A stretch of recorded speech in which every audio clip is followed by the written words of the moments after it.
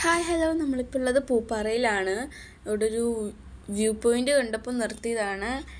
ഇത് മാർച്ച് സമയമായതുകൊണ്ട് വെള്ളമൊന്നുമില്ല, അത് പറ്റിക്കിടക്കുന്ന ഒരു കാലാവസ്ഥയാണ്. പിന്നെ തേയിലത്തോട്ടത്തിൻ്റെ കാര്യം വളരെ ശോകമാണ്.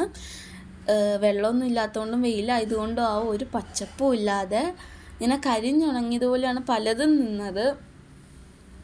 ഇവിടെയാണ് ഇച്ചിരി നല്ലൊരു വ്യൂ ഞങ്ങൾക്ക് കിട്ടിയത്.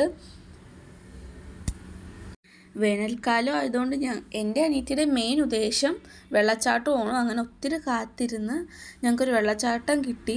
ഇതെന്ന് വെച്ചാൽ പോകുന്ന വഴിക്ക് തന്നെ ഇച്ചിരി ഉള്ളിലേക്ക് ഉള്ളൊരു വെള്ളച്ചാട്ടമാണ്. അവിടെ എഴുതി വെച്ചിട്ടുണ്ടാവും ഇങ്ങനൊരു വാട്ടർഫോൾസ് ഉണ്ടെന്ന്.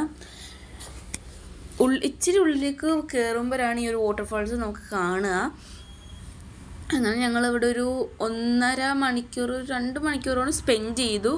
നല്ലൊരു വാട്ടർഫാൾസാണ്. ഇത് മാർച്ച് ആയതുകൊണ്ടാണ് ഇത്രയും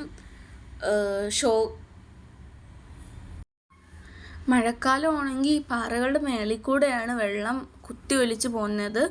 അത്രയ്ക്ക് വെള്ളം കയറുന്ന സ്ഥലത്താണ് ഇപ്പോൾ ഇവിടെ പറ്റിക്കിടക്കുന്നത്. ഇവിടെ എവിടെയോ ഒരു ഡാമുണ്ട്. ആ ഡാമിൻ്റെ പേര് പക്ഷേ എനിക്കറിയില്ല. പക്ഷെ ആ ഡാമിൽ നിന്ന് വരുന്ന വെള്ളമാണ്. അപ്പോൾ മഴയൊക്കെ ആകുമ്പോഴത്തേക്കിനും ആ ഡാം തുറന്നു വിടുമ്പോഴാണ് ഇവിടെ കൂടുതലും വെള്ളം ഇങ്ങനെ നിറഞ്ഞൊഴുകുന്നത്.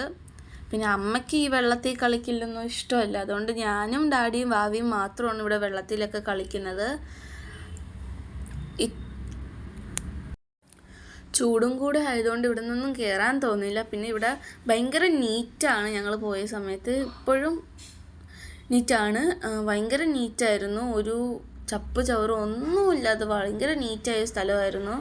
കൂടുതലും നമുക്ക് എത്ര നേരം വേണമെങ്കിലും ഇരിക്കാം. പിന്നെ ഈ വെള്ളച്ചാട്ടത്തിൻ്റെ മുന്നിലേക്ക് നോക്കുമ്പോൾ ഒരു മലയുണ്ട്. മലയുടെ വ്യൂ സൂപ്പറാണ്.